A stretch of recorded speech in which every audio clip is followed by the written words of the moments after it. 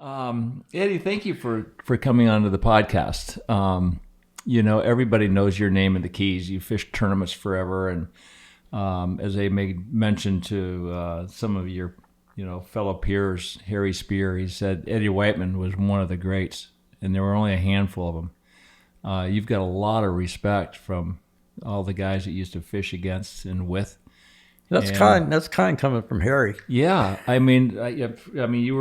you were a guy that did well in the tournaments. You won a bonefish tournament, I think, the Fall Fly in '89 and the Gold Cup in '75 with Carl Navarre. But before we go there, it's June 3rd, 2022, in the middle of a tropical storm, which you're very familiar with.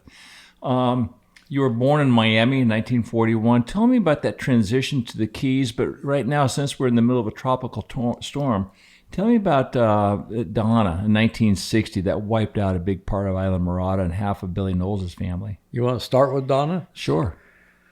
Well, Donna, was the second strongest storm since the 1935 storm. And at that time, my family had a house right on the beach in Islamorada where right down about 3/4 of the way to Bud Mary's on the ocean, where not the La Siesta, what's that motel? I can't remember. It's been so many years ago. Lindbach's owned it. But anyway, we had the house right next door, and it was a one-story all cypress house. And then my dad built an addition to it with 2 bedrooms where my sister and I had the bedrooms, and those were concrete. So after the storm, my dad and mom went to Miami and escaped. That was after the storm? No, before the storm. Oh, before, okay. My mother and dad, they left the Keys, and I went and stayed with my then fiancée. Her father had a house on the top of the hill in Plantation Key Colony, and it was like 15 feet high on the top of that hill. And it was supposedly constructed it was all adobe brick, and it was supposed to be, at those days, bomb-proof. And so I said, I don't need to go to Miami. I'll stay right here with them. And I did, and the house didn't sustain any damage at all. I mean, screen porches got torn off, but, trees got toppled. But all around us, the roofs were off the old 40s and 50s houses, and there were 40, 50-foot boats sitting in the middle of U.S. Highway 1 out in front of the Payfair. And then many of them, and there were the charter boats that got left in the slips at what's now Holiday Isle or Postcard Inn, they got thrown right over the top of the highway. And the Reef Corsair was a 55-foot, I think it was a 55-foot North Carolina wooden boat owned by Hugh Brown. And it ended up halfway out to Crab Keys sitting on the bottom. And another one ended up in the little island that's, if you right across from Postcard Inn now, there's a little island where the FWC has their docks. There's a little island behind that's called, I can't remember what the name of it is, but one of the 35 or 40-foot charter boats ended up in the mangroves right square in the middle of it. So that's how high the water was and the waves were. And I heard people were found out by flamingo. I think some of Billy Knowles' family were found out there. In 35, they were all over the back. 35 was really bad. I mean, but, the construction back then was just not anywhere near it is. And the construction today is so much better than it was in 1960. Sure. What did that storm sound like when it started to get... Sounded like a freight train. It sounded like a freight train, and there were supposedly gusts. I remember that's when the lighthouse was manned, and those guys were stayed in the hurricane, and they said the thing was whipping around like a noodle, and they were afraid it was going to collapse. And some of them got where they were losing their mind. I mean, they survived it, but it was blowing. They said the anemometer ripped completely, the frame ripped off the lighthouse, and it was reading 186. That's what, Wait, when you said that they were found in Flamingo, they were in their homes? They were in their homes, and when the roofs got torn off their houses, these people got flung into the air, and that storm took them all the way out towards I'm not Flamingo. sure that was Donna. I think that was 1935 when most of that was. I don't remember. There were some that were found clear back Cluett Key and all the way back in there. Right. Years later, they found traces of them. Right. But the 35 was the really bad one. That was the one. Yeah, that's the one where it blew the train off the thing, and all the native families, lost their homes. I think Richie Russell, my wife could remember when he did his talk, he said they had, I think there was 22 members. I'm trying to remember what he said. There was like 22 members of his family before the 35 storm, and after that there was 18 gone. Oh my God. Some crazy number like that. I don't remember exactly what he said. But. Well, we had Irma come through here a couple years ago, and that was a summer squall. There was nothing to it. That was nothing. I mean, really, I tied my boat up in the slip, and it rode it out just fine. I think Everglades City was where it really got hit terribly, but also Little Palm Island just got devastated. It took them 2 years to rebuild. Well, there's a big difference between the Upper Keys and the Lower Keys. The Lower Keys got slammed. Yeah, they did. I mean, they really got slammed. Yeah. My doctor is Charles Troxel, and he lives on Big Pine, and his office is clear out by the highway. And it's up about 6 feet, and it devastated his office. It ripped the boards off of it and everything. And he said that out on the ocean side of Big Pine Key, they had 20, 21 foot tide surges. Oh my God! So it was right up in the second stories of stilt houses. Buildings. Yeah, and they were, a lot of them were flattened. Yeah, they got hit really hard. It didn't happen up here. I mean, I've been through every storm since 49 here and never left. And looking around here, I don't think the winds were probably over 120 at the most. Right. Do you ever leave prior to big storms coming, or do you? Oh, yeah. You button down? Well, when Irma came, remember when Irma first came up through Hurricane Alley down there, they were forecasting it to be a Category 5. Right. And when they're calling for Category 5 and it's aimed right at me, I'm out of here. Right. You're smart. I'm out of here. Well, and this house, I built this house in 78, and I built it to be a bomb shelter. It's not solid poured concrete, but it's close. The roof is 8 inches of solid poured concrete. The roof is not going to blow off. Right. So you were born in Miami. When was the transition to come down to the Keys? We moved. I think we finally moved down here. We were coming down every weekend. My father had a masonry stone business in Miami, and he had some real problems with his then partner, and to the fact where the stress in his business, his doctors told him at the time that he needed to get away from that situation. He needed to get out of that business, and he needs to leave it or else.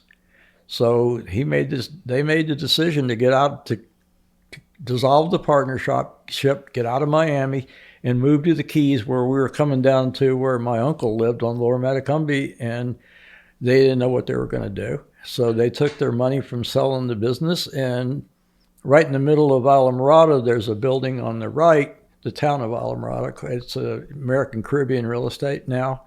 But they moved in there, and my dad opened up what he called a patio shop. And they sold outdoor furniture and all kinds of gifts and stuff for patios. And my mother had been a career hairdresser her whole life in New York City and Miami. And so she opened, there were, stores there. So she opened a beauty shop right next door to the patio shop. It was called the List Building. Then it was built by Peter List. And she opened a beauty shop, and she did very well, and she got very, much in demand, and she worked on people like Mrs. Truman and people like that Clara Mae Downey that started the what's now Chica Lodge. So she had some pretty famous clients, and they ended up opening 5 different beauty shops in the Keys, from Marathon all the way to Ocean Reef Club. You never saw yourself as a hair designer? You said that guiding and fishing found you. Well, my parents, and you were here at 8 years of age. My parents, you went to high school here, right? My parents said, you need to. They tried to get me to be a hairdresser, and I said, that's never ever going to happen. You will die, but something long before you're ever going to see that. I don't want any part about it. And I said, it's just, I can't do it. I can't do it. Right. So he said, but there's big money in it. And my dad used to say, there's only two things if times gets really tough. Women are always, you got to have a grocery store, and women are always going to have their hair done.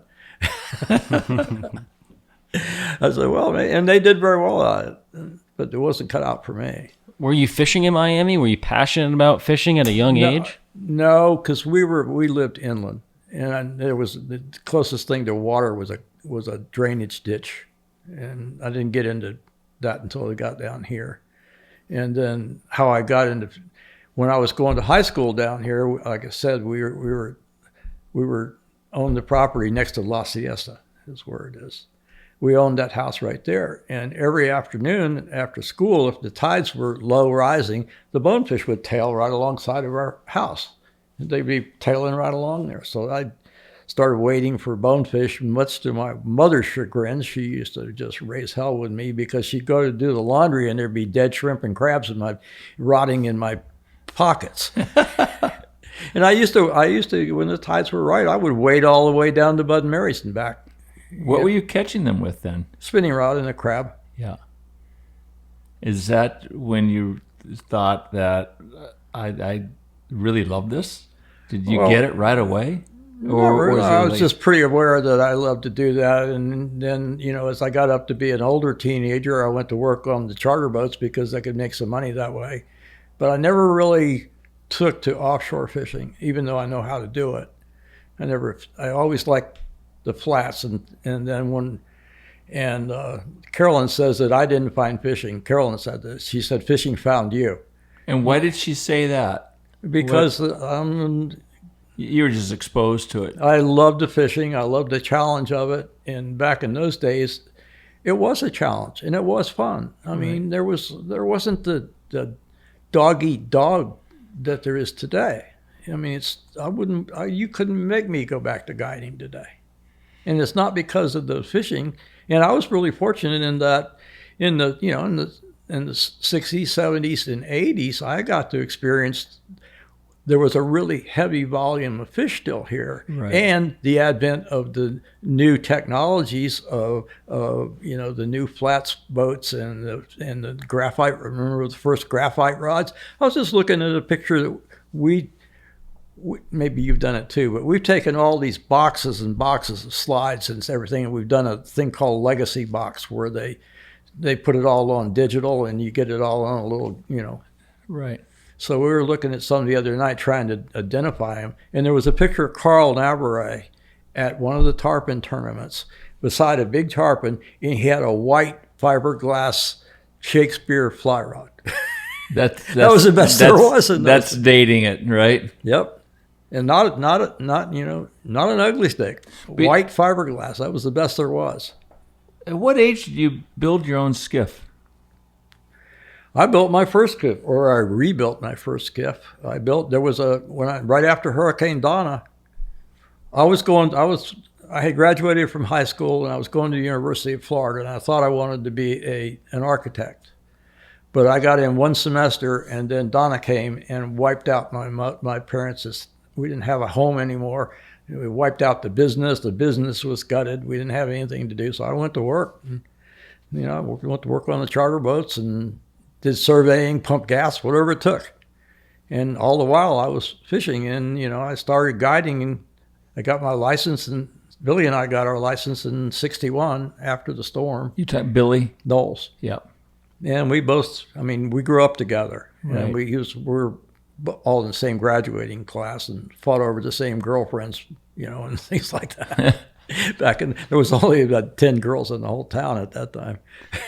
Well, since Bill, hang on one second here. You're talking about Billy here. What kind of a relationship did you have with Billy? What kind of a guy was he in your eyes? He was a good guy.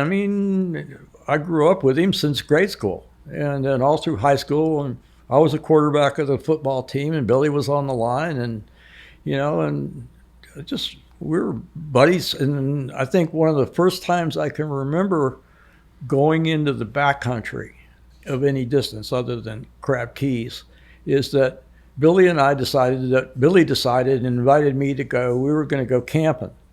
And he said, my dad has showed me how to get back to what was called the Samphire Keys, which is right off the right-hand side of In Key, which is like halfway back to Flamingo. And I never been back there before. And Billy, I think, had been there twice with his father. So we went back there and we went camping, and we pitched a tent on there and built a big fire. And we got up the next morning, and it was all the way around. It was dead mosquitoes about that deep. The mosquitoes were so bad, I don't know how we ever stayed there. But that was my first foray into the backcountry. And I knew I loved it. I loved it because it was isolated. It was quiet. People were not around. Right. You'd hardly ever see a boat back there in those days. How hard was it navigating without any sort of navigational equipment? You have a lot of shallow banks out there. How often do you run aground? Well, I didn't run aground because I knew how to read the water. It's one of the first things you need to learn is how to read the water. Shallow water. Yeah, and ripples. Yeah, and back in the early days, we didn't have any power trims. You ran aground. Right. And once the power trims came out, and you could trim out instead of slowing down or going back, you just floor it and trim it out and go over it. And so how many of those motor scars are yours? None. You're pretty conscious. None. No, I tell you, I go back, my first boat I built, it was an old Ramsey molded hull. I don't know if you ever heard of them or not. They're like a Nova Scotia hull, but they were built in Miami in those days. And I found a wrecked one after the storm, and I rebuilt it into a skiff. I still have pictures of it. And I'd made, in those days, the guides used to have fishing chairs, and I'd made them out of a piece of, a deck flange and a piece of 2-inch galvanized pipe, and I'd strapped a lawn chair to the top of it. Perfect. And my first Willie boat, I've still got the paperwork. I got a custom built 18-foot Willie boat, and I think the price unpainted was $600. And that was the popular boat, right? It was an all-wooden boat. That was the Ribovich of the skiffs. Right. Everybody tried to have them that could buy them.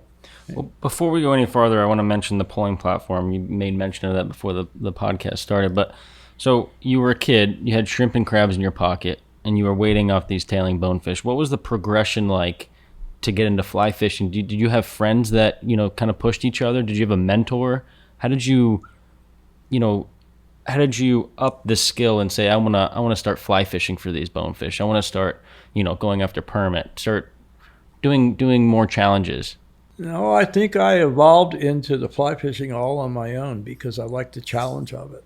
And in those days, you used to do anything you could. You'd go out and catch, you'd go backcountry fishing, you'd go spin cat. Most everybody used spinning cat. But I evolved to the fly right away to the point where halfway through my career, I did nothing but fly fishing. Was there anybody else doing fly fishing? Any other anglers? It was in its infancy. Bart Foth, the guy that he was one of the first serious people that I can remember that fly fished, and he did a lot. What year is this when you started fly fishing? Oh, it had to be probably in the late 70s, early 80s. I'm just guessing. I told you I was bad about dates. Yeah, well, no problem, because I know that Joe Brooks caught his first bonefish in the early 60s down here. Well, Joe Brooks was an early pioneer. You asked me when did it start taking off. Right. Well, so people had been doing it previously. Yeah, there's some people had done it. Yeah. And it's a funny aside on that, when we first went, Carl Navarre and I were the first ones to go to Homosassa. And at that time, there was the famous guide up there was Eustace Locklear. And we took her. Oh, no, Useless. What's his real name? That was his name. Useless. Not useless. Useless. It wasn't useless, but it sounded that way. Okay, because there's another Locklear I remember up there. Was that a relationship to him? Probably one of his sons or grandsons. Right. So anyway, you went up there. But I went up there, and he was the local expert, and we started asking him about, where the tarpon were, and because they'd go out there with plug rods. And we said, well, we want to try to catch one on a fly. And he said, well, I know fellers tried that, but ain't nobody ever going to catch a tarpon on a fly rod. I remember that to this day. I said, well, we'll prove you wrong. Had you been catching a bunch of tarpon prior going up there? Were you looking for records at the time? Yeah, we went up there. Looking. We had heard, Carl through his contacts had heard that about these huge big amounts of tarpon and the size of some of them up there through Lefty Cray. Lefty Cray was the editor of the fishing editor of the Tampan Tribune in those really early days pre Homosassa. Right. And he'd gotten, and there was only two, according to Lefty, nobody knew anything about them. There was two guys that fixed it, Mr. Lemasters from L&M Lures at that time, the mirror lure guy, and he was friends with a doctor or a dentist out of Tampa, and they had fished them for years, and they kept it quiet, and then it got leaked out, and the rest is history on that. So Lefty's article he wrote that kind of opened the floodgates. No, he actually called, as I remember. He didn't. I don't know what he wrote, but he and Carl were friends, and he called Carl and told him. He said, "You need to go up there and check it out." So Carl told me. I said, "Sure." So we strapped the boat on the back of the truck and took off, and we went up there. We had a little sketch of going into where Bayport is. Yep. That's where they sent us first, not up to the fancy inn. And we put the boat in there. It was almost black dark in the morning, and it says hazard area on this little chart. And we go, "What does that mean?" And so we idled out. This channel goes out forever because it's shallow in the Gulf, and we still didn't know what the hazard until the sun came up, and we could see all these great big black rocks sticking out all over the place. If you ever hit one of those things, you would total your boat. Total. But that was my first thing there. But we can get back to your original. What was your first morning like there? Well, we went up there and we didn't know anything, and nobody else nobody knew anything about where they were. So we went up there, and I started guiding like I guided here. I'd go to that big channel up there, and I'd pull around in that, and I'd go stake out on points and wait for them to come by and get on edges and things like that. Didn't see anything. It was nothing. I go like, "What the hell's going on? Where are they?" I said, "Carl, we need to go rent an airplane, and we need to go rent an airplane right now when the tide's coming in." He said, "Okay." So we drove south to this, I don't know, it was a little airport down there somewhere, and he found a guy with a Cessna and a pilot, and we went up and flew, and we did run up and down the shoreline, didn't see anything. I said, "Move offshore." So he kept doing a grid like this up and down, and all of a sudden we got where they are now. I mean, you've fished there many times. We got that far offshore, and I go like, "Holy shit. Here they are." They're just way far offshore because the Gulf tapers out so slowly as opposed to here. And later on, after I had fished them along, I discovered that there was a actual underwater sand ridge, and they would follow that depth. It only dropped off about a foot, but they would follow it. And what we did was, I said, well, there was no GPSs in those days. I said, how are we going to find this? So that's when we first started staying at the Riverside Inn. And I went back in the kitchen, and I said, "What do you do with your used gallon jugs that you use for, French fries and all?" He says, "We throw them out there in the back." I said, "Can I have some?" He said, "Sure, take them." So I went and got about 10 or 12, grease jugs. And I went and got some monofilament and some sinkers, and I tied lines to them. We got in the plane the next day, went out and found the fish and started dropping jugs. And I ran straight out the next morning until I found the first jug and started pulling. And unfortunately, that's how Jim Brewer died. They were throwing jugs out of the airplane just prior to the Gold Cup, and one of the lines got caught. No, I think it was a non-stall plane, and it got too steep in a turn. It fell through the lift. That was all the speculation. I was the first one. I had to go. I was the only one that would go. I went and identified them in the morgue. That was not any fun. I couldn't. Right. Nobody else would do it, so I went on it. Yeah. I was the president of the association at that time. That's how I got drafted. But they'd been in the water for quite a while, and the crabs had eaten all their eyes out. And right. But it was interesting how a number of people were identifying locations by dropping jugs out of airplanes and whatnot. What an ingenious way to do it. Well, they were there. Worked. It worked.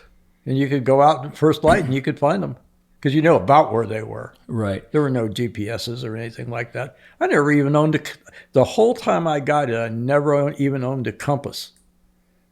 And how many years were you guiding? 53. 53. Well, Nikki brought up a topic earlier about a polling platform. And you said when you first started polling, you used to pull off the bows and then off the cowlings of the motors. How did this platform come to be? I just got, we were running inline Mercury, 6-cylinder Mercuries in those days. And, they were tall and they were narrow. And I'd stand on that. Most of the time I'd put the lower unit down where I could stand on a flat top. But you're dragging the whole lower unit then. So it's harder than, I was 35 years old then. So I was pretty agile. I only weighed 150 pounds. And so one day I got the idea. I said, what if I just built like a little platform over the motor? And so I did that. I went to the local hardware store and I bought some 3/4 rigid aluminum pipe and I bent 2 legs down in a flat spot and threw a piece of plywood on top. And I used that and it worked fine. And you showed it to Bill Curtis or something? And he said, What is that, a cleaning station? Yeah, well, I broke that one because it was, it wasn't anything near as strong as the ones they're building today. This was homemade. And I broke that one and I threw it behind my house. And Bill Curtis came to visit me one day and he saw it behind the house. He says, what is that? Some kind of a fish cleaning table? And I told him, no. I said, that's what I stand on the pole now. And I got another one on my Skiff. I said, you can see it out front. And he said, can I have it? And I said, sure, take it. I don't care. I don't have any use for it. It's broken. So he took it to Miami and he was working with Hughes Boat Company in those days. And he took it up there and he showed it to Bob Hughes and they saw the future in it. Bob Hughes took it to I think it was called pipe welders. I think they're still built towers. And they built the first prototype and, everybody's got one now. Right. But he got the credit. Yeah, they got the credit. Well, nobody actually got the credit. Well, they say Bill Curtis designed the first polling skiff. Yeah, well, he designed it off the one I built. Well, there's another thing that's kind of interesting to Nick. I never cared about notoriety. Right, but and I get that. I think that's why a lot of people respected you so much. And but there's one other question here. You said that you came up with this knot, which was a figure 8, 2 knots combined as a Bimini Twist.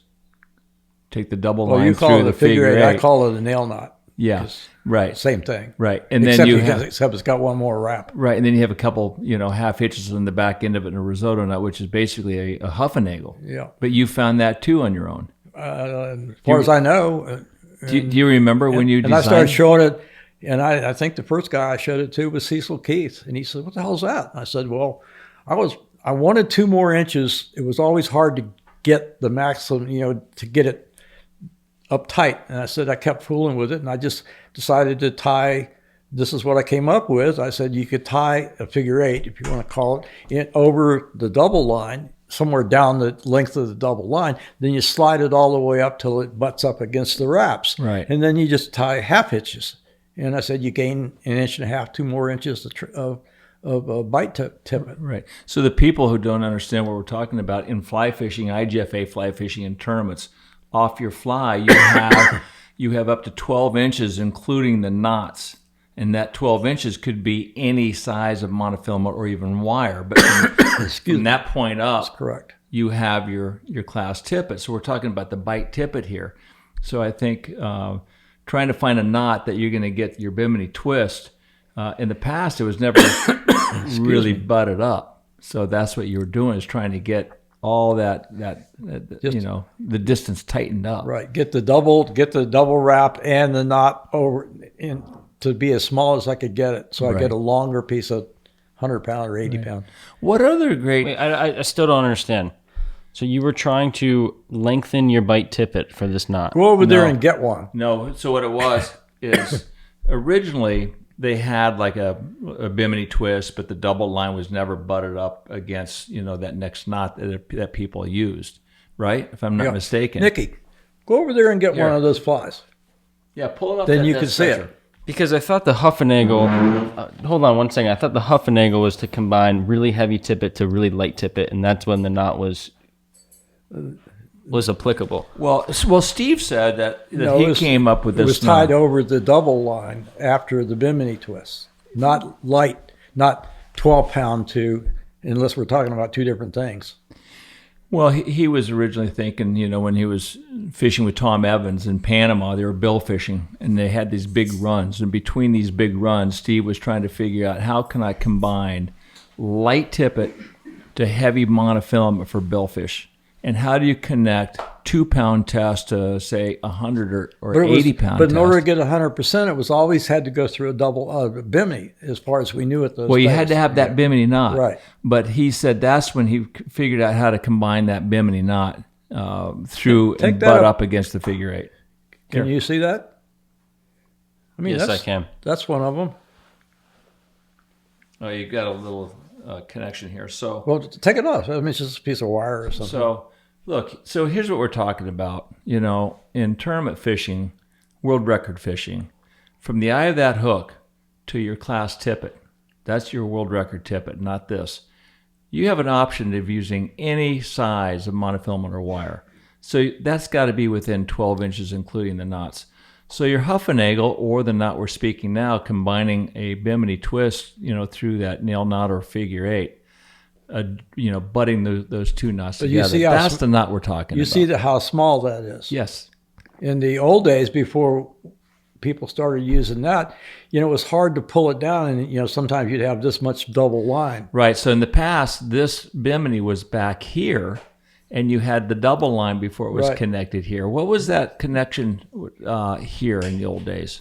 Oh, a nail knot usually, mostly nail knots. So similar, but it was just not pulled tight. Right. I got the idea to tie it down. I mean, you could tie it when you make a double line, you got this much of it. Right. So you tie it down here where you got room to work, and then you slid it all the way up and butted it against the Bimini wraps.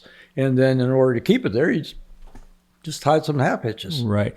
What other inventions or designs that you came up with that no one had at the time? Well, I don't know. I mean, because I kind of stayed to myself, people could have invented things at the same time. You just didn't know. Yeah, I just didn't know. How did Flip Pallot, like that gap I showed you. Right. So how did... that gap was deadly. Oh, I'm sure. So... Flip Pallot called you the loner. Is he the one who gave you that name? Yep, and that goes back to the CB radio days. He started calling me the loner because he could never find me, because I was always... And then I'd come in and say, hey, Flip, saw you back around Sid Key today. He said, I didn't see you.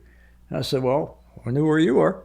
And he started calling me the loner because he couldn't find me. Did you take pride in that? Yeah. You named your boat the loner. Yeah. You must have. Yeah, that big boat's named the loner too. I was always kind of a recluse, I guess you might call me, or a loner, because in those days when I grew up down here, the known guides at that time were Cecil and Jimmy and those guys, and they didn't tell the new guy anything. They sent you in the opposite direction. I'm going to steal my dad's thunder a little bit here. We were speaking to Timmy Klein on the way down, and he was saying that you helped him out greatly, especially in bonefish and tarpon. He was saying you clued him into a certain area or certain areas, and you would say, when you go in here, go in the afternoon when all the boats are off the water, so no one would see you. Yeah, so you don't get caught. That's probably true.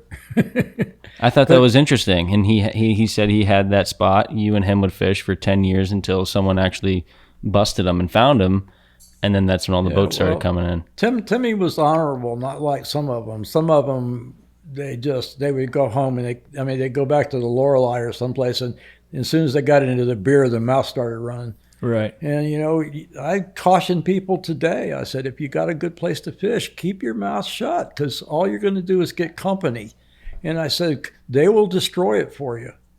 They'll destroy it because they'll beat it to death. I mean, in the old days, I had so many places because one of the things I always did in the old days is if all the guides were going to Buchanan Bank or whatever the place to be is, I went the other way.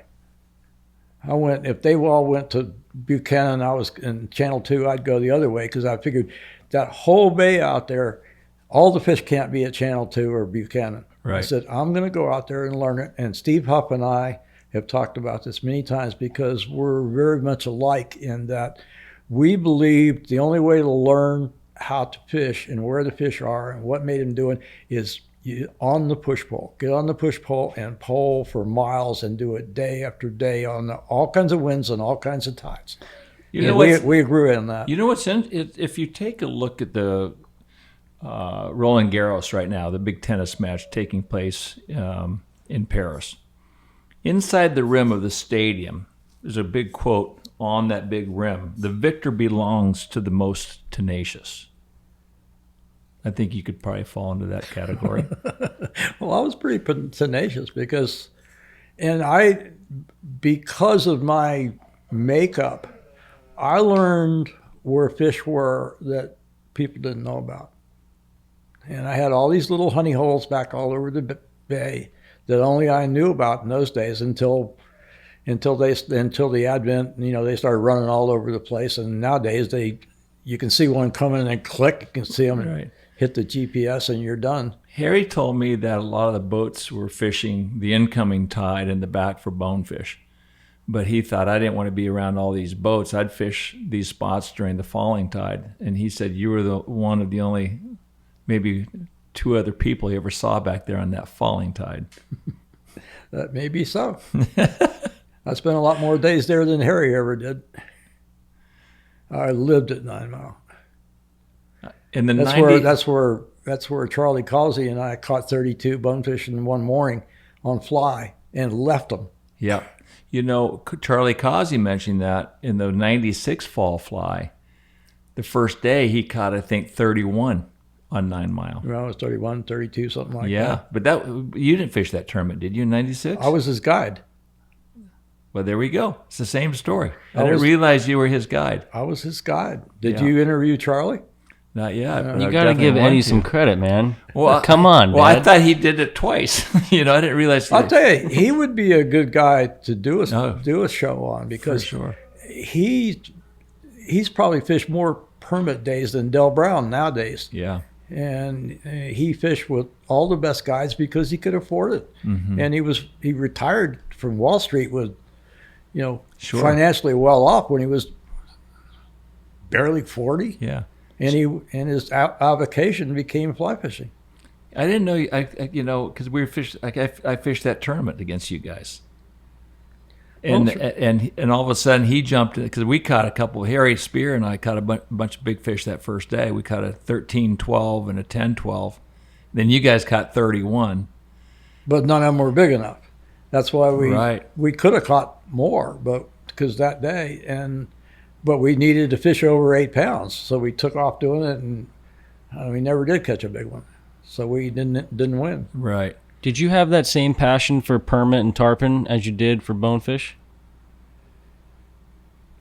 I never really got heavy into the permit fishing. I mostly fished tarpon and bonefish because I'd never got into going to Key West and what it took to do it. And I thought in those days I really liked the bonefish on fly because you had to know your stuff to catch a bonefish on a fly. Unlike tarpon. Tarpon were mostly big dumb slobs. You put it in front of their face and do it just right, and they eat it. Not so with the bonefish. Right. It's. I think Steve has that same feeling. He said, permit are unfair. Tarpon, for the most part, are easy, but the big bonefish are the most demanding fish of all. I've always told my fly fishermen, I said, they'd say, oh yeah, I caught a lot of bonefish. Where did you catch them? I said, and they go like, well, in Bahamas. And I go like, nothing yet. When you go out and you can consistently catch some big bonefish, Islamorada bonefish downtown, then you can put your hat on. Right. What kind of flies were you guys using back then for bonefish? Well, it was an evolution. Right. We started out with like some of the deceiver type flies and shrimp type flies, and we eventually ended up into the crab type flies, and Right. and the toadfish flies, and that's where they finally. I don't know. I've been out of it for 10 years. I don't know what they're using today. Right. Did you ever catch a 14 or 15 pounder? There he is, right over there on the wall. 15.6. Is that right? 15.6.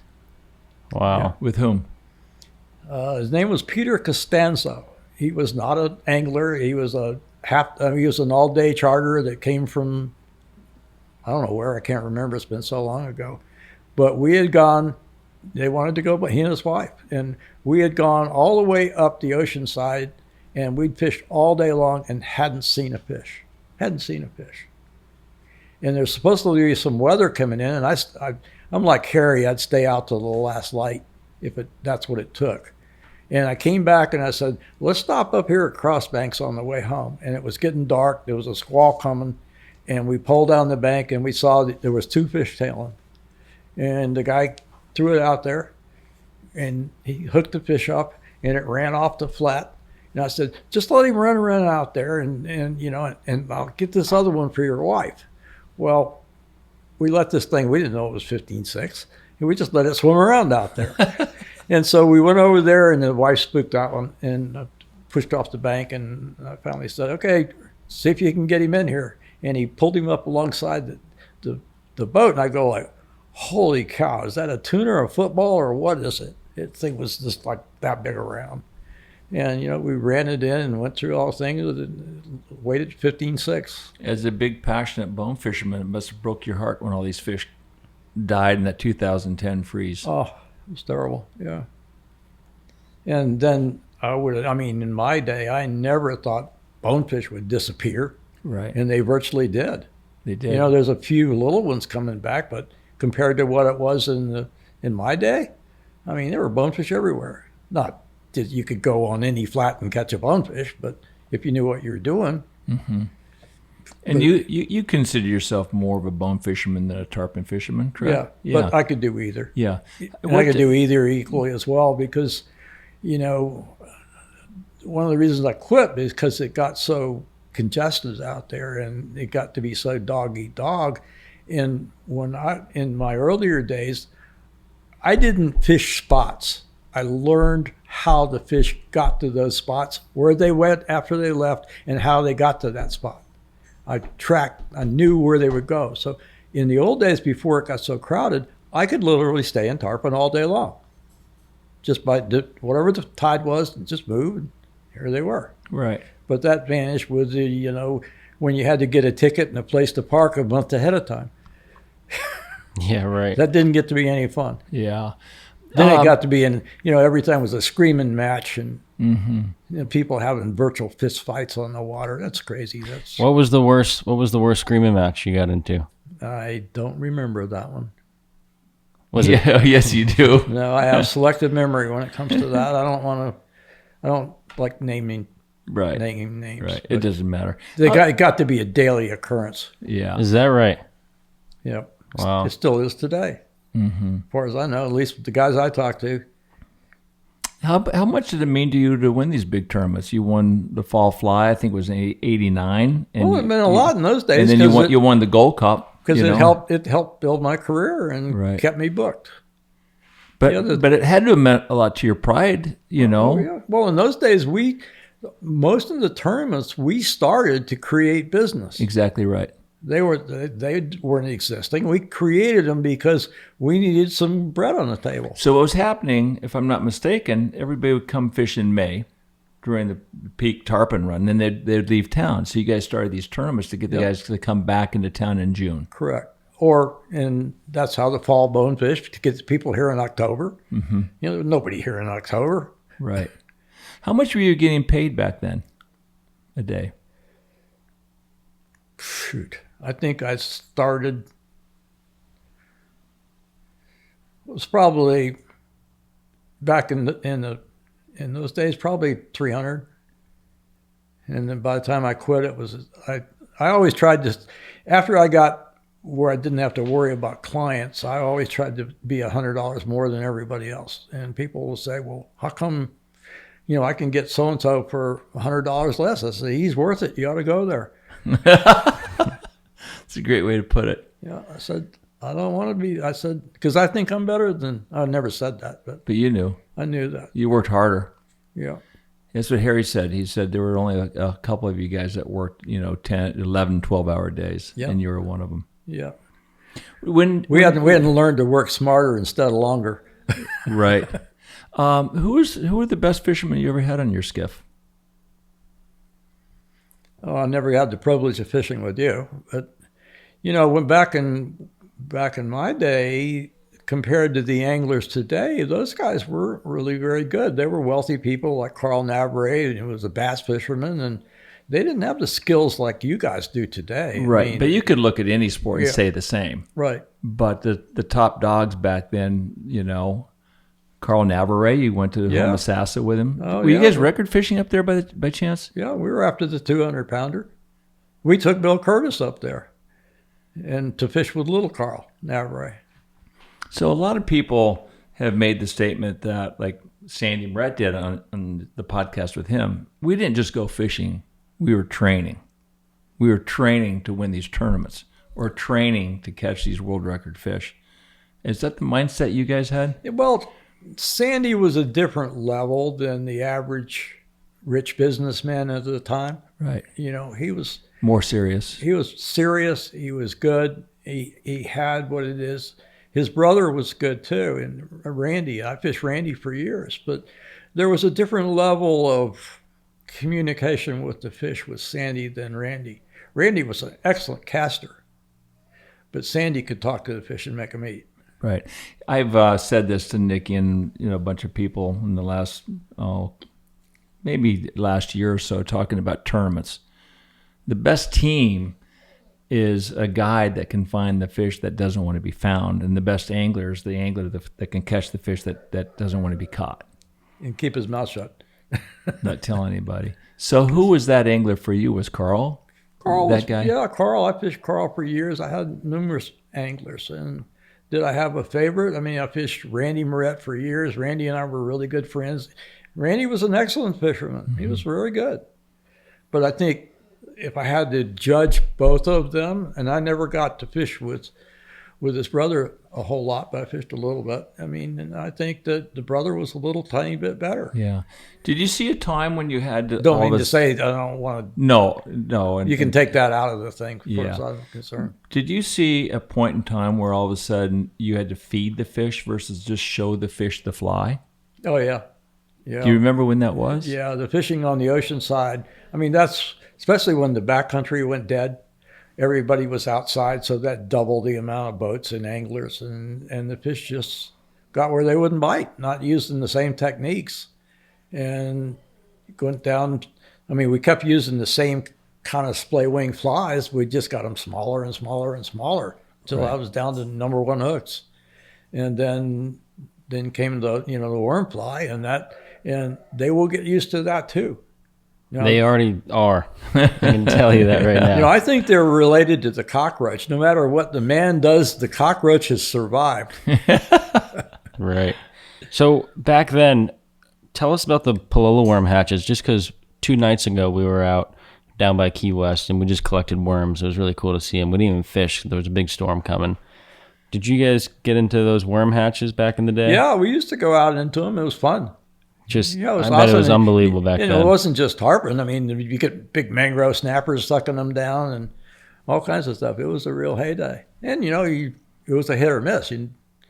They know more about it than we did in those days. But if you hit it right, it was spectacular. But did you promote it? Like a client would book you from 5 to 8?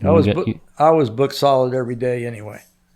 I didn't. But you would go out there looking for the worm hatch. Yeah. Jim Brewer and I used to go out there for fun, but I mean, I had such a clientele. I was fishing. There was years I fished 300 days a year, and I just didn't have the energy to do it all night too. Right. But in the early days, I would fish the Skiff all day long, and then I would probably do 4 to 5 night tarpon live bait fish at the same time. Wow. But, I was 30, 35 years old then too. Sure. So. And our whole, our whole money-making season was 4 or 5 months total. So that had to last you for 12 months. Not like today. Right. You were speaking downstairs about this gaff you made. And I think that you and Charlie Causey were a couple of the guys that really were influential in getting the Gold Cup to be a no-kill tournament, and that's why you stopped fishing the Gold Cup, if I'm not mistaken. That's correct. Tell me about that transition. Well, that's hard to say. I just got where, I didn't like... I killed a lot of fish, don't get me wrong. I've gapped a lot of tarpon in my time, but I just got to the point where I go, it's just wrong to kill these magnificent fish. And then every day hang them on a rack and then tow them out as garbage. You took a magnificent creature like the Silver King and turned it into a piece of garbage. And I just said, I can't be part of that anymore. How did you guys get the... Because I had such a clientele and people waiting. I didn't have to worry about filling the tarpon tournament dates. Right. Anyway. But I said I can go out, I can go out and after those guys go home and fish and have a good time and I get paid the same, probably more. But you were still involved trying to get this to become a no-kill tournament. Yeah, even though you had stopped fishing the Charlie tournament. Causey was very instrumental. Bert Sherb was very instrumental in it. And many others. How many years did it take to get it to change? I can't. Couple? I mean, it was 3? I think it took more than that because there were some entrenched people that fought to kill the fish. They said, some people had the idea, well, I spend a lot of money down here, so I have a right to kill a few. Where did Billy Pate stand on all this? I'm not sure. I think Billy was in the, I think Billy would be fishing the same old tarpon tournament today. He wasn't. I don't think he was a proponent of release. Right. He probably wasn't against it either, but right. I don't know. I was never friendly with Billy. So Billy was I never fished with him. Who were you tight with? You say you were a loner, but you had to have some tight buddies. Oh, Billy, Billy was one. I grew up with Billy and Timmy. That's long before his brother started. Robert started fishing, and Jack Brothers, Earl Gentry. Those people, Cecil Keith. Yeah. Never Jimmy. Jimmy, I didn't. Jimmy Albright. Jimmy Albright. What about Jim Brewer? Jim Brewer was a good friend of mine. He and I used to fish. We tied our boats up about astern of each other at the Lorelei for many, many years. Many years until he died. I remember driving the Skiff out there and seeing that plane crash. It was just laying there like a big dead whale. It was a what was the guy's name? He was a clerk at Worldwide, and he just got his pilot license and he fitted it with one of those stall kits. You're right. And nobody really knew because nobody was around. They figured they were circling some tarpon and they pulled it in too tight of a bank and just right. And slipped. I think the first time I heard about this, they threw a jug with a string and a weight on it, and it got stuck in the tail wing or whatever. But I don't think that's but nobody really knows for sure. And they found a plane that was never stuck in it, so I think that was right. They just got too steep and fell through the stall. They had found some fish that they wouldn't have found otherwise, and they were, where Pelican Keys are? Yeah. The plane crashed about 1.5 miles to 2 miles east of the Pelican Keys in that little basin in there. It was only in 4 feet of water. And I never knew there were any tarpon in there because I ran over it a million times going red fishing and backcountry fishing. Right. Did you ever, you said you flew over Homosassa dropping those jugs. Did you ever do that in Florida Bay, or was your knowledge already? I didn't need to. Right. Yeah.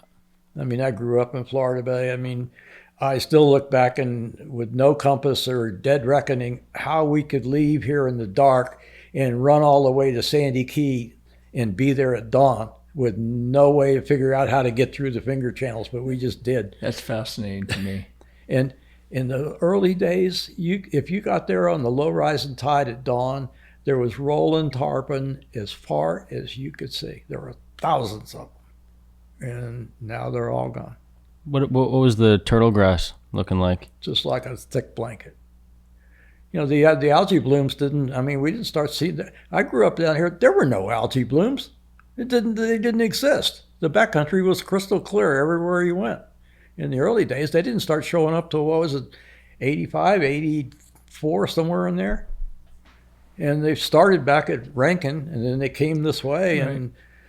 and they took over the bay. I remember as it's one of its worst, I was going out in the back. I was going back somewhere, and I went through Twin Keys, and it was a flat, calm day. It was like 8:30 in the morning, and I headed for Rabbit across the bay, and that entire bay was solid, dead, rotting sponges and stink. And algae bloom had killed every living thing in that bay. That was really sad to see, and those things would shift around with the wind. Sure. Well, it's pretty amazing to talk to someone who's seen the heyday of Florida Keys fishing. I remember when some of the tournaments, Charlie and I were always fished the bonefish tournaments together with fly bonefish. And I remember one year we went out and practiced the whole week, and we had it dialed in where to be at what time. And the day of the tournament, the wind switched from the north and blew the algae bloom out of Rankin Bay and covered up everything that we had planned to fish. Oh, God. So we just started over from scratch. That stuff would just move around. I remember there were times when it would go all the way out to Tennessee Reef through Channel 5, Channel 2. When it was right, did you have a favorite spot back there? I had 100,000 favorite spots. Wherever the fish are. Wherever the fish were. If they weren't there, I knew where to go next. Right. But, that was a million hours on the push pole. Because I've been down here almost 35, closing, 38 years, fishing Florida Bay and up the coast and Marquesas and the lower Keys. I like finding fish in certain spots. I like to find fish wherever they are, but there's certain spots that I love. And I remember back with Harry, and the fish would come down 9 Mile Bank, first, second, and third point, and there'd be a big mullet mud out there. You got there, and those big fish are, tailing through all that mud and stuff. Oh, that was fun. It was unbelievable. But I've always gravitated to the lower Keys for some reason. The lower Keys are beautiful. I liken them a lot, especially down around the Contents and down in there. It's a lot like the Bahamas, the Right. water quality. It's really clear. And the color of the bottom is different. And you got those big sand veins and the channels running between. It's prettier. If you like the Bahama water, it's prettier than back here. This has its own beauty, but it's Right. just different. How long did it take you to actually retire from this? What was the pain level like? How did it progress? And at what point was it that you said? I just plain wore out. I think when I got to 65, I've been doing it for 50 plus years, and I just wore out. I was tired of it. It wasn't any fun anymore, and I was getting old. And I'm still eating up with skin cancers and everything else, because when I grew up in the Keys, nobody paid any attention to skin cancer. Nobody knew what it was. The old timers just kind of rotted away. They didn't know what it was. I know you see the old photographs of the Gold Cup, and everybody's got these big raccoon eyes, and their faces are just burned. Yep. And I grew up on Lower Matacumbe, and all the kids' parents that used to tell us to go out and get as black as you could so you wouldn't get sunburned. And we lived in cut-off jeans and no shirt and no shoes. And then I went to guiding, and I started guiding the same way. I never wore a shirt. How many boats were got there when you first started? Not very many. 25, would you say? Yeah, I love to tell this story on Billy Knowles, and you maybe have heard it before. Billy was doing an interview for something, and the commentator said, "Billy, you're born and raised here, and you grew up, and you've been guiding for quite a while." He said, "When you first started guiding, Billy," he said, "how many good guides were there?" And Billy kind of did his Billy thing and goes, "Well, son," he said, "there was probably at the most 5 or 6. And the commentator said, "Well, Billy, it's 25 years later," or whatever it was. He said, "How many good guys do you think there are today, Billy?" And Billy went, "About 5 or 6. Does that sound like Billy? That does sound. Son. Son? I miss him so much. He was a good guy. When's the last time you went fishing in Florida Bay, Eddie? I don't go fishing in Florida Bay anymore. I can't remember. Back when I was guiding, I quit. Nowadays, Carol and I don't even put a rod in the boat. We love to go back and take a couple cold beers and run through the backcountry and just enjoy the scenery and don't worry about fishing. So 30 years ago? Oh, no. 10 years ago when I quit guiding. But it's too much work anymore. I mean, Yeah. I like to go out and have a reasonable idea that I'm going to catch something. Right. Is it impressive to you to see Steve Huff still pushing it like 73, 74? Fishing from dark to dark? It's crazy. It is, but that's Steve. Yeah. He'll do that probably till he can't do it anymore. But if you will remember, Steve got to the same point that I was when I quit, but I Right. didn't leave. He got there earlier than I, much sooner than I remember. He left Marathon, sold his house, everything, and moved to Chokoloskee in Everglades City to get away from everybody. Remember? You're right. He went to find. I asked him once, "What do you like the Everglades?" He said, "Because there's a lot of fish and a lot of fish, mosquitoes, and no people." And no people. And that's why I remember I said, "Man, you're crazy. You're going to go over there in that damn mosquito-infested swamp." And he said, "Yeah, but there's no people, Yeah. no boats." He said that all these new hotshot guides and all these people and all these boats, he said, it's driving me crazy. He said, it just gets me too angry. I got to get away from it. Yeah. And he did. He Well, moved out. Found a new place to find fish. Yep.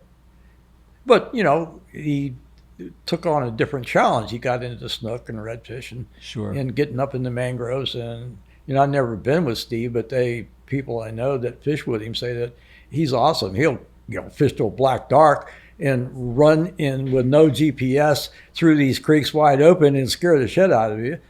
And, Right, with his glasses on. But he knows where he is. Right. Unbelievable. Did he?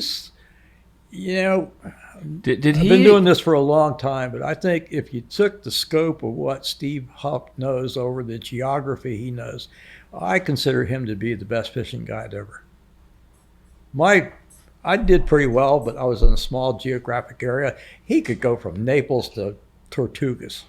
Did he inspire all of you at that time, or did that inspiration come later? I started before Steve. Well, what I'm talking is about at what point did all of a sudden you start finding this great respect as possibly the greatest guide ever? Was there a point where all of a sudden you... No, there was no point. It was It's a growth. Evolution. Yeah. Just because he and I think alike and ran our businesses the same way. Right. We weren't part of the flock. And it's funny, Steve and I used to, because we thought a lot alike, we'd take off in a bonefish tournament in the morning, pitch black dark, and I'd say, well, I'm going to run up to the crossbank and see. And I'd get there and Steve would be sitting right where I'm going to stop. And he'd go, I beat you again. Great minds think alike. Yeah.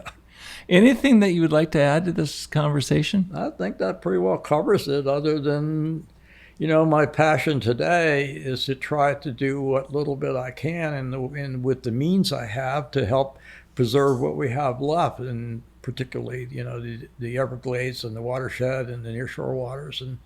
And I think that, I can't do anything much individually, but I can contribute some money to as many organizations that can, and that's what I do.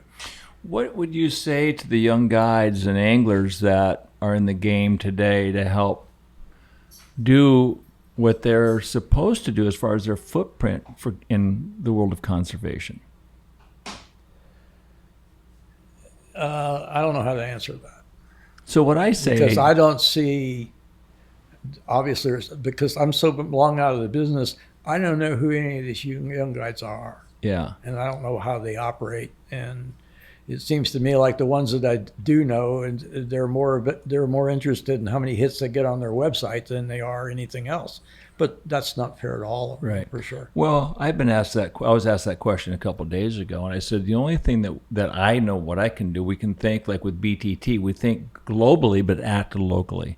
Correct. And what BTT has done is really fascinating. With the Caribbean Rim, the Bahamas, they've established 6 state parks. They just got the Western Dry Rock shut down. All I know is where I don't want to fish, where the fish are really in their sensitive state. Maybe Bahia Honda Bridge at the Worm Hatch, you got 60 boats on top of these fish. You take a look at Boca Grande over there.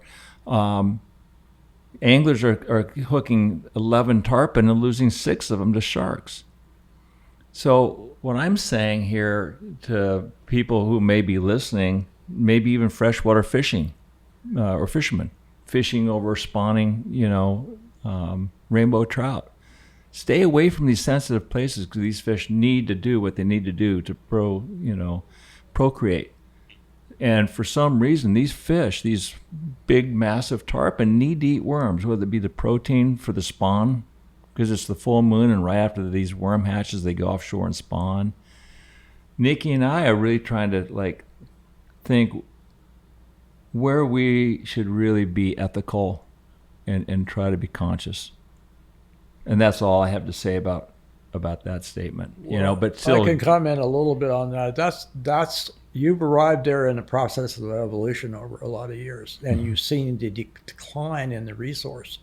And you gotta, like you said, you gotta think beyond just going where most of the fish are, and you gotta think about what about the fish 5 years from now, 10 years from now. And logically, you would think, well, in the old days, when all the commercial fishermen, everybody would go when the spawns, that's when you went fishing because you could catch them easily. Yeah, and the commercial fishermen, that's when they'd slaughter them. The mutton snapper and everything down off of Key West. That's why they had to close the dry rocks, because they were getting so depleted. Places like that. And I think the main thing that I would say is, what can you do? Do whatever you can to change the thinking. Because it all revolves around the thinking. You got to change the thinking. And you change the thinking to preserving instead of hanging it on a nail and beating yourself on the chest. And you remember back in the old days off of Key West, they measured a good day by how many pounds they sold. Right. Not what a great day they had. Well, and you had these people coming out of Miami running their restaurants supposedly on their fun boat. So you remember, you've been around long enough where the catch and release today has become the way to fish, other than meat fishing, of course. But people today wouldn't, they honor the catch and release because they understand it. But that came over an elevation of probably since the beginning of the Hawley tournaments. And sure. That's 30 some years? Right. That didn't happen overnight. But the more people you get involved and the more people you change the thinking to, the faster it will progress. It'll progress. Here's one of the things that really bothers me is, when up in, Palm Beach area, you see these boats going offshore dolphin fishing. Why do they have to come in? Why is the limit 9 fish per person? They come back with 30, 40, 50 dolphin. It's 10 fish per person. It's just just catch enough that you need for your family. Why, I feel terrible that you have, that's one boat. If everybody does that, and then they wonder why there's not a lot of really big dolphin anymore. Because the thinking hasn't gotten there yet. And our state doesn't back it up. Why? I can't understand why the state of Florida has catered to the commercial fishing industry forever. It lets them get away. I remember when they were wiping out the redfish, and the Guides Association, we chartered Greyhound buses and bussed everybody to Tallahassee to get them to stop it. And we actually got it stopped at that particular time because the redfish were getting slaughtered, and they were using the spotter planes and whatever it took. Well, but they're not, the state has backed them. And today I go out with my friend and we go out yellowtail fishing, and I go out there and I'm allowed in federal waters, I'm allowed to keep 10 yellowtail per person per day. There's a commercial guy sitting over there, and if he catches 1,500 pounds today, he can keep all 1,500 pounds. Not that he can catch 1,500, and then he can go out and do it again the next day. I've gotten to the point where I've changed my thinking. I used to kill everything too. I'm just as guilty as everybody else. But the thinking wasn't there in those days. And there was plenty of resource. The resource has gotten skimmed now. Right. And what's, you go back to the state laws and they say, well, you can do so many, and they put bag limits and so on. But what they don't take in, that bag limit might stay in, let's just take a round number, 5 years, 10 years. But the population that's fishing has quadrupled or 5 times in that same 5 years. Right. And the bag limits don't reflect that. So what happens to the fish population? Gets decimated. Right.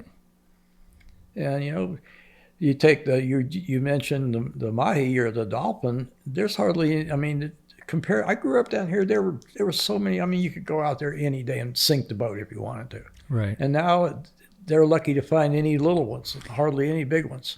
And you know why? If you go, I can see why, because there's the commercial industry is slaughtering the mahis worldwide. And they're being caught off these big factory boats, these long line boats, and they're setting 30, 40 miles of lines every day, and they're setting them at 5 levels. They didn't used to fish the surface level. Now they fish for the mahi, and they go all the way to the bottom to the whatever they want. And you can go into, next time you go into your local supermarket, look in the fish in the fish case. You can go into any supermarket, and I've done this in Aspen, in other places. They got fresh mahi for $7.99 a pound. Now, think about how many, if you take just the supermarkets in the United States, how many pounds does it take to fill those cases every day? Right. That's a scary number. The fish can't survive it. No. Do you want to hear something very disrespectful? I don't know. You want to hear it? I'll hear it. Just go with it. Yeah. Okay. I'm driving up here today to speaking about dolphin, and Nikki's going to fly out to Aspen on the 10th of June, and I'm going to stick around, till around the 20th. And I told Nikki, I said, I think after you leave, I'm going to go offshore and maybe catch a dolphin or something for dinner. And Nikki says, you got no chance of catching a dolphin. He said, you're going to go out there and you can have a big boat. You can have a long lines or short lines, the outriggers. You're not going to catch anything. That's how bad you are. You're going to go out and you're going to see a dolphin chasing, or you're going to see a frigate bird coming down over some bait and some flying fish, and you're going to go, wow, isn't that a cool bird? That's the kind of respect I get from him. Do I speak like that? What kind of accent was that? That was terrible. Your kids always say stuff you don't want them to say.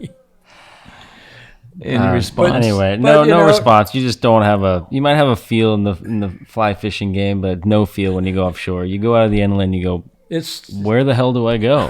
Throw everything, including the kitchen sink, in the water and drag it around. Oh, my dad can have 1,000 pilchards in his live well. He won't come back with anything. There we go. He won't come back with anything. There we go. See, that's why he catches tarpon, because he's good at it. Yeah. They can't catch anything else. Well, Eddie, I've heard your name so many times. I've seen your name on trophies, in Sandy's shop, and it's just, your legend just keeps on growing. It's great to meet you. You're sure welcome. Thank you very much. Thanks so much for coming on the podcast. Much. I guess a legend means you used to be pretty good at something, but you're still alive. I'd rather Thank you. Thank you. Always good to see you. Like I've always said about that legend thing, to other people, they say, well, I'd rather be a has-been than a never was. Sorry. I got one that I just came to mind. This was attributed to a guy that was supposed to be the guru of trout fishing in streams. I think it was Pennsylvania or Northeast or something like that. And it said, to achieve mastery is to rise above the need to catch fish.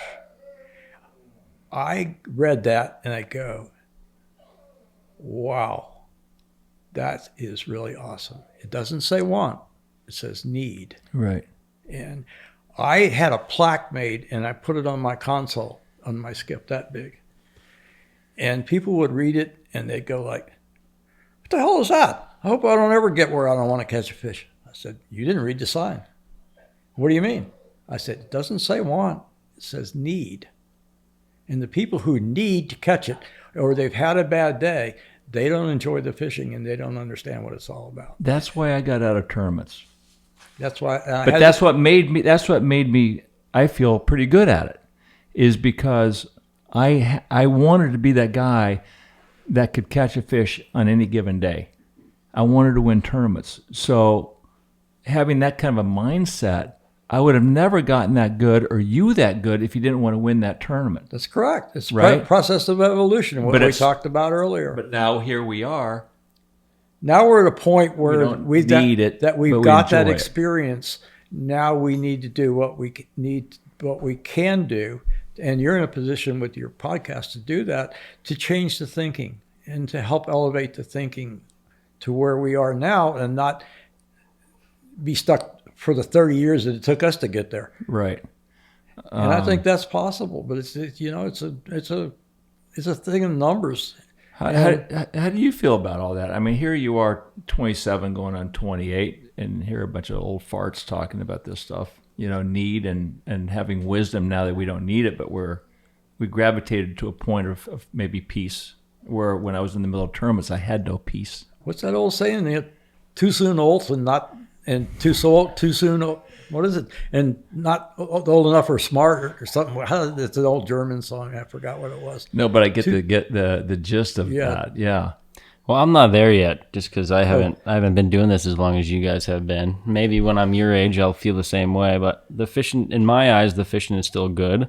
There's a lot of boats on the water, but I've only been doing this for 15 years, so in my short time down here, it hasn't changed all that much. It's changed a little bit, but it's still good enough that It's great. I want to be on the water and I want to get, a couple shots and maybe catch a fish a day. If we catch a fish a day, that's a great day. Yeah. And, when I'm, your age and I've been doing this for 40 years, I might feel the same way, and I totally understand how you guys feel, but also, too, it's become cool. Conservation has become cool in the younger generation, because guys like you, 20-year-olds and 30-year-olds, who look up to you and Steve Huff and Harry Spear and all these legends, are talking about conservation. They're talking about what has changed in their life. And the younger generation is catching on to that, and they're more aware, I would say. I think that's the right word. They're more aware, they're more conscious, and they want to make a difference in the environment, in their everyday lives. And that's the future, and that's one of the most important things right now. Keep changing the thinking. Mm-hmm. Yeah. It all comes back to what you said. Yeah, sure. You got to keep changing the thinking. You have to promote conservation, and that has to become the cool thing. Right. If it becomes the cool thing, then they'll accept it. Exactly right. But the old thing, in the old days, the whole thing was how many fish could you put in the box? Right. But, that thinking is, it still holds true offshore. But Yeah. Well, anyway. I remember back when we were allowed to sell fish. Back then there was, lots of trout in the backcountry. And we had a meeting one time at the Guides Association, and we voluntarily, as an association, agreed to stop selling all fish. And we never sold it, to my knowledge, a member never sold a fish after that, because we mandated it, that we were going to be part of the movement, not all of the problem. Right. But here too, I think, in wrapping this up, I think that's what's really good about certain associations, like the Lower Keys Guides Association, the Upper Keys Guides Association, tournaments, Captains for Clean Water, BTT. You have a group of people that really have a great discussion about the things and the issues at hand. But like the Tarpon tournament, you guys all got together and said, we're not going to do this anymore. But without the army that all these groups have, nothing can get done. But I think with the most important thing, like you're talking about now, getting the younger people thinking and taking a closer look at the bigger picture. Yeah, I came to the conclusion. I used to, again, we come back. You take the movement to help to save the Everglades and the Captains of Clean Water and all the rest of them. That came because of the crisis, the algae crisis. Right. It didn't come without it. And when you have a crisis like that, it mobilized the armies. And I decided that instead of giving to $1,000 to one, I would give $500 to 10 of them. Right. That's that what way, I do as because well. I'm the president of this homeowners association. We have 70 members. And I started 3 months ago, I started sending all the stuff from Captains of Clean Water and Everglades Society and those to our members and encouraging them all to join and encouraging them there. And I reached 70 people, 70 different families that way. And whatever their ripple effect is, I made them aware, because a lot of these people are doctors and lawyers and industries, and they don't really know. Right. But if I can put it in front of them and they can see that these organizations are doing a good job, and I stress all the time, it's not so much the dollars, it's the numbers. They need lots of votes. And in order to be voting, you have to be a member. And the more members you got, the more Tallahassee listens. Right. Change your thinking. I like it. Well, thank you. It's Thank a great you so subject much, Eddie. to finish up on. Glad I threw that out. One more time, buddy. It's a pleasure. Thank you. Pleasure. Thanks so much. Mickey, Great to thank meet you, Eddie. Don't stop fishing. Good What I fun. saw is West Side Story. What I saw, it's just a